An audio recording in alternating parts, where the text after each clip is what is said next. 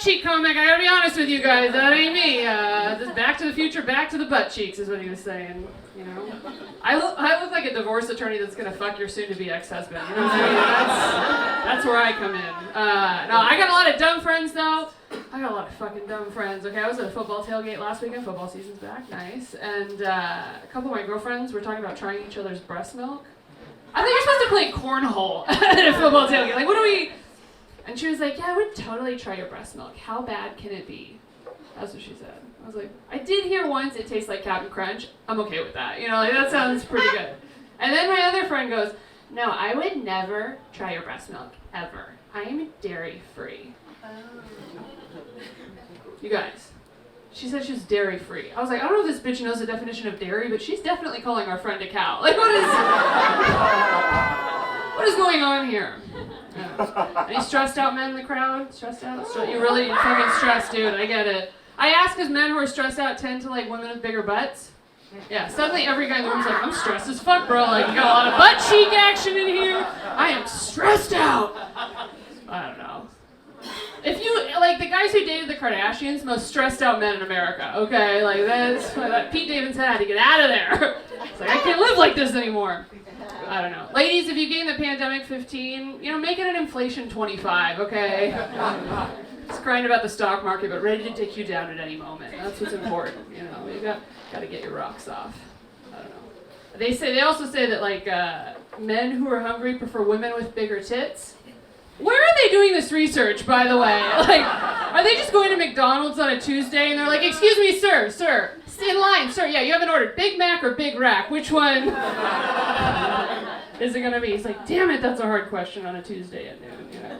It's insane. I don't know a lot going on back here. I'm not even gonna show you. I don't have a 17-inch butt crack or whatever he's talking about. I'm a titty girl, okay? I have tits that you can see him. You just did a quick tit check, I understand. Had to do it for research, I get it. But like, if you see me walking down the street, my tits are so big. If you see me walking down the street and you don't have a smile on your face, it's time for Lexapro, you guys, okay? Because they say men who see tits more often are happier. So it's important. It's time for, like, call your psychology. Like, I just saw 2 on the street and I still want to kill myself.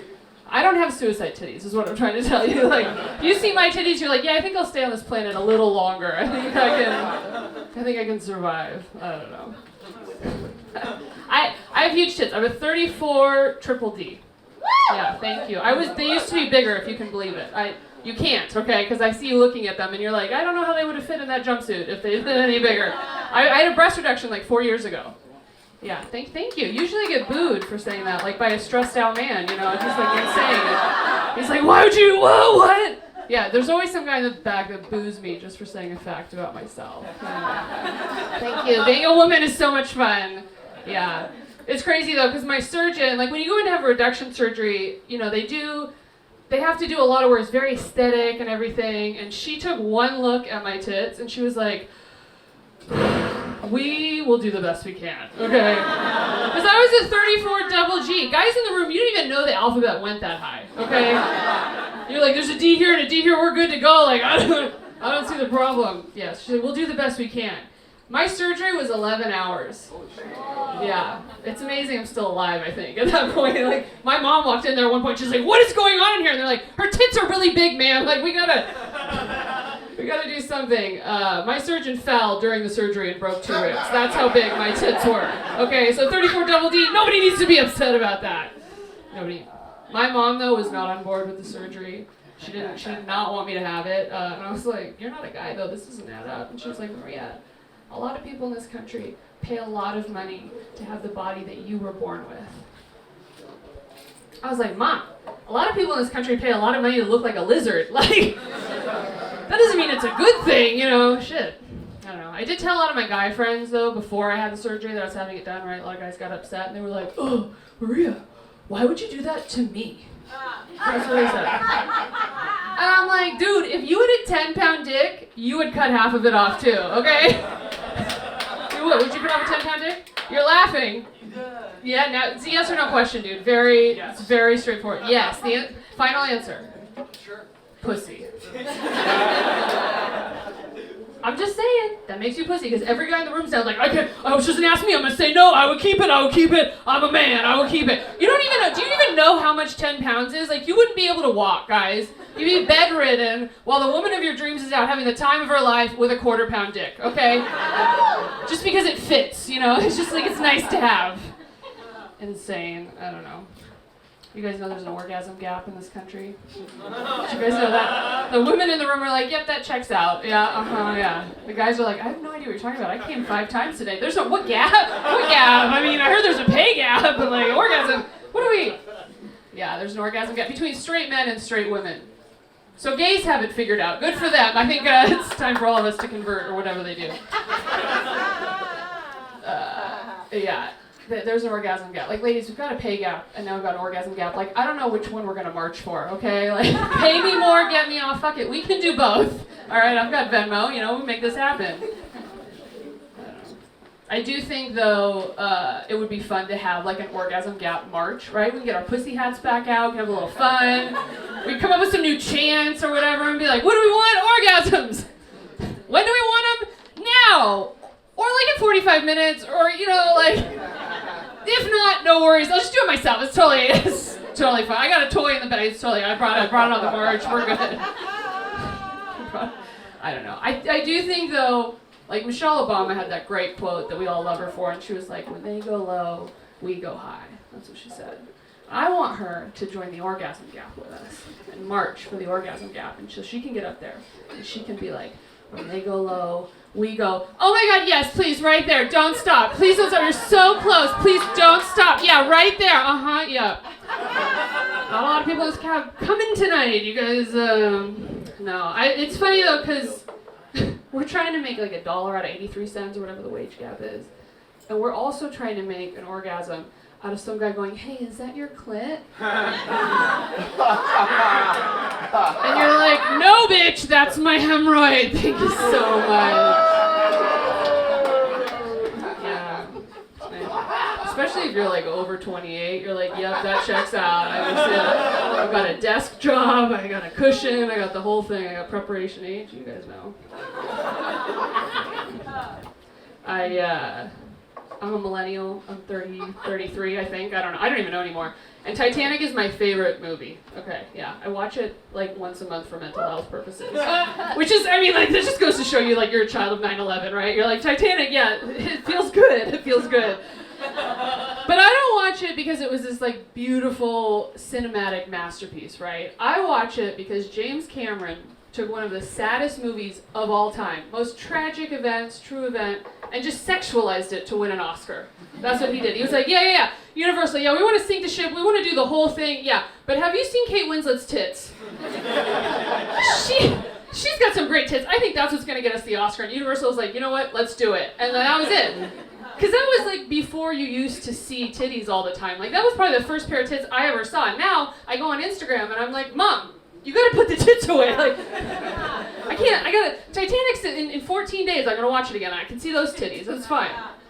I don't know. But the saddest part of the movie is not when the ship goes down and all the people die, right? Like, that's usually where I turn it off, I'm not gonna lie, but I just watch it for the sex, right? And that's not the saddest part of the movie. The saddest part of the movie is when you realize that the nudes went down with the ship, okay? Right? And they find them at the bottom of the ocean. Somehow, like, the piece of paper is still perfectly intact. And they find them, and they're like, holy shit, some nudes at the bottom of the ocean. Nice! And they're like, we gotta put these on the news. They're like, okay, ready? Are these your nudes? If these are your nudes, we've got a free trip for you for National Geographic. If these are, give us a call. And some old lady was like, yeah, those are mine. That sounds like fun. Like, I'll go on a cruise.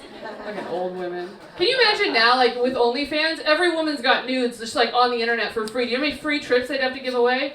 Out of control. Out of control. I don't know. I'm not really the marriage type, I don't think. I'm not the marriage type, but my friend's getting married, and she called me the other day, and she's like, Maria, I gotta ask you a favor for the wedding, you know. I just wanna ask you, will you help me pick out my lipstick to go with my wedding dress? I was like, what kind of fucking question is that? Like, I want to help you pick out the flowers or like the song, and like, I'm a comedian, pick neon green to go with your dress, bitch. Like, I don't care.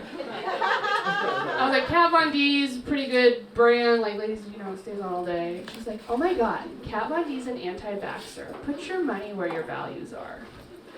This is pre-pandemic. And I was like, put your money where bitch, you're getting married at a zoo, okay? She got married at the Living Desert. She was like, yeah, but it's a rescue zoo. I'm like, that's any zoo, you stupid whore. Like, what are we? I felt kind of bad after that, though. I'm not gonna lie, because sometimes I just say things. So I got him a card, and I wrote in the card, like, congratulations on your wedding. I hope your marriage lasts as long as a gorilla in captivity. Anybody know how long Harambe lasted? I think it was like 5 years or something like that. Oh, I'm sorry, animal rights activist group? Come on, guys, Harambe. R.I.P. I bought a house in the pandemic. Thank you. Not an LA house. I don't have that kind of money. I'm in the belly room, not the OR. Like, I'm here. No, I bought a house in Oregon across the street from my mom. Yeah, and she was like, oh my God, you should move home. And I was like, oh my God, no. And so I rented it out. And I was like, Mom, who should I rent the house out to? Who do you want to be your neighbor? She goes, I don't know, your father? My parents are divorced. Where was this teamwork when you guys were going through the actual divorce? Like, that would have been so convenient.